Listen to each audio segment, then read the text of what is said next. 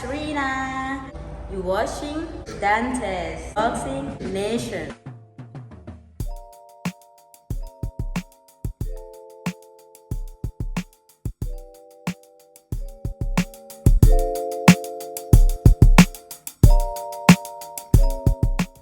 Dante's Boxing Nation, what's going on, guys?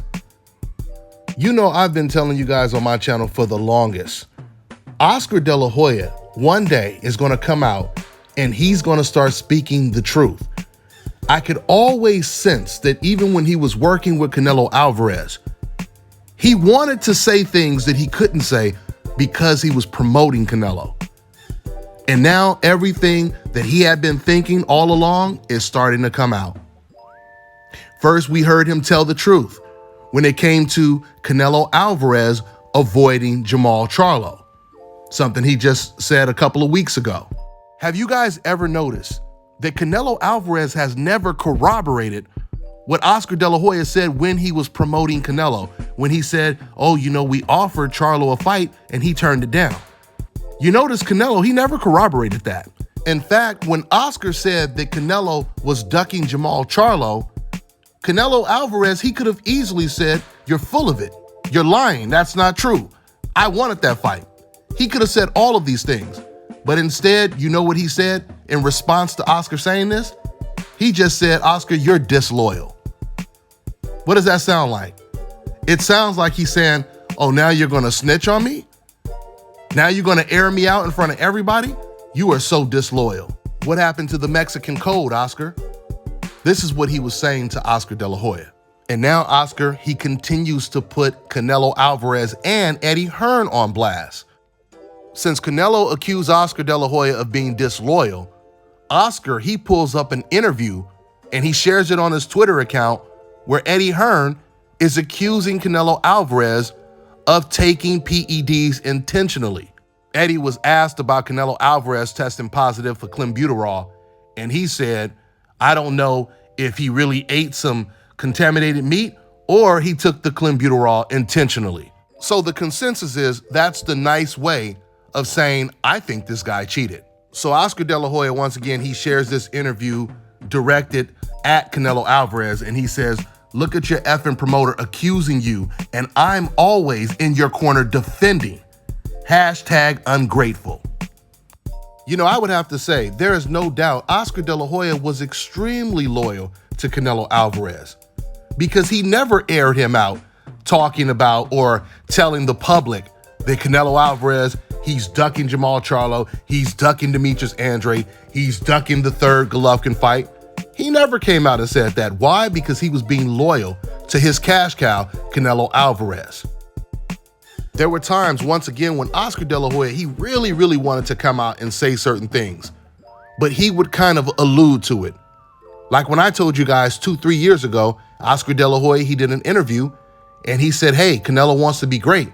And in order for him to be great, he's going to have to fight the likes of a Jermall Charlo, a Demetrius Andrade. And shortly after he said that, there was a lot of friction between Canelo Alvarez and Oscar De La Hoya. And this is when Canelo Alvarez actually vacated his belt to avoid Jermall Charlo. That's why when it comes to Canelo fans, when you guys are saying things like, oh, well, what about what Jamel said? Jamel even said he avoided him. So I'm going to ask the question. Let's say Charlo's whole family said he avoided Canelo Alvarez. How do you explain the fact that the mandatory ended up with the champion's belt? How is that possible? Have you guys ever heard of a #1 mandatory turning down a title shot and all of a sudden he ends up with the champion's belt? If you guys think about it, the same situation that Canelo was in, that's the situation that Devin Haney is in right now. Devin Haney is the WBC champion, right? Ryan Garcia was his mandatory.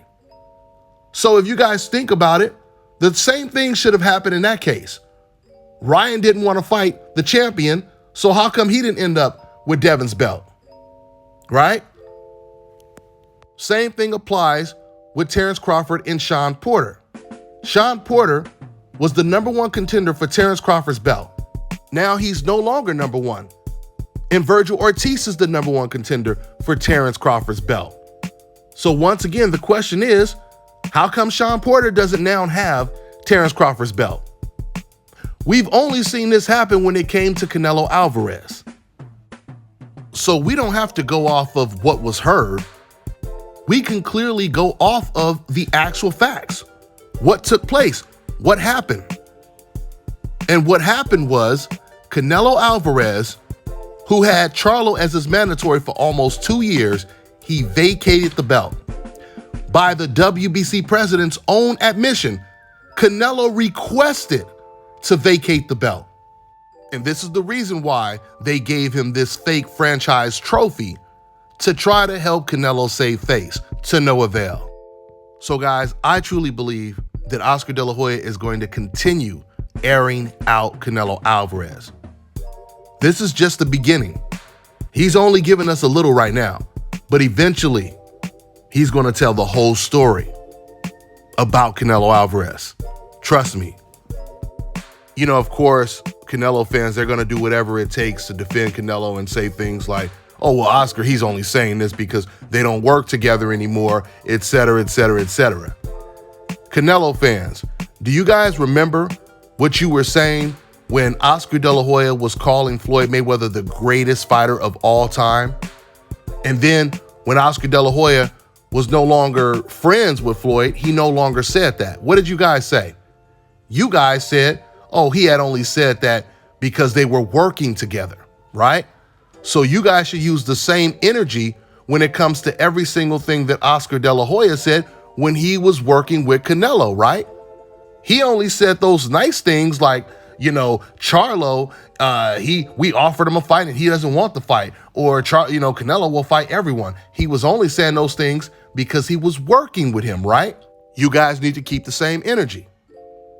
Now, we know that when Oscar De La Hoya said that Floyd Mayweather is arguably the greatest fighter of all time, he said this right after Floyd Mayweather beat Shane Mosley, someone who had beat Oscar De La Hoya 3 times.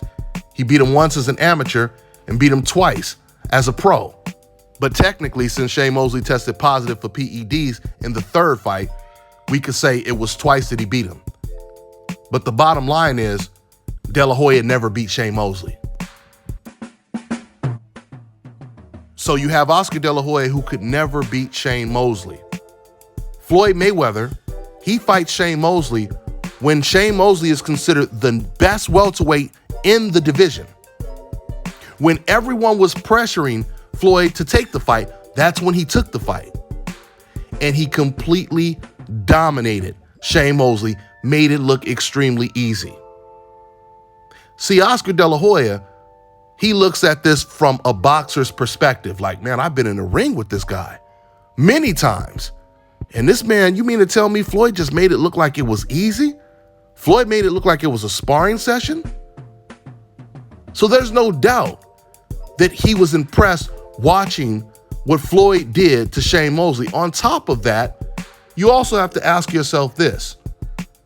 If Oscar De La Hoya had only said that Floyd was the greatest because they were working together, how come he never said Canelo was the greatest when they were working together?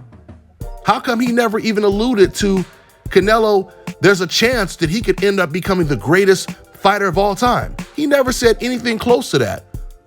And we know how loyal he was to Canelo. Do you guys know how rare it is for a boxer to call his rival the greatest fighter of all time? That's like Joe Frazier calling Ali the greatest. That's like Hearns, Hagler, Duran calling Sugar Ray Leonard the greatest. You seldomly ever see a boxer do this. And this is exactly what Oscar De La Hoya did and said. Oscar said that this man is arguably the greatest fighter of all time. And then in that same press conference, after he said that, he also said, I don't even see why you guys want to see the Manny Pacquiao fight, because Floyd would beat him easy. This is what Oscar De La Hoya said. He was speaking facts. And the fans knew this all along. When all these fans were saying, oh, you're scared of Pacquiao, you're scared of Pacquiao, they knew that Floyd Mayweather had a very, very good chance of completely dominating Manny Pacquiao. And when I say dominate, I mean like a basketball game where the score is 120 to 80 points or something like that. That's a dominant performance, right? This is what Floyd Mayweather displayed against Manny Pacquiao. Nobody had dominated Manny Pacquiao the way Floyd Mayweather did in a 12-round decision fight. And now that Manny Pacquiao is looking great against young champions 5-6 years later, after he lost to Floyd Mayweather, I know that really kills these anti-black fans because you can't even use the Manny Pacquiao was old and past his prime excuses anymore, because he's beating prime champions today. I truly believe Oscar De La Hoya wants to fight Canelo Alvarez. And depending on how Oscar looks against Vitor Belfort, we may end up seeing it one day. If Oscar De La Hoya looks anything like himself, like his prime self, we might end up seeing it fight. I'm really looking forward to seeing this fight between him and Belfort. It should be really interesting. With that being said, I'm gonna wrap this up. That's all I got for now, guys. I'm on to the next one. All right, now check this out, guys. If you're looking to repair eczema scars, burns and bruises, dark spots and blemishes, then this right here is the perfect product for you guys. It's called Elo Diki Face and Body Oil. Athletes and top-ranking boxers, they're also using it after training to reduce swelling, inflammation, and to ease the pain. So get yours today. Go to elodiki.com, like them on Facebook, and follow them on Instagram.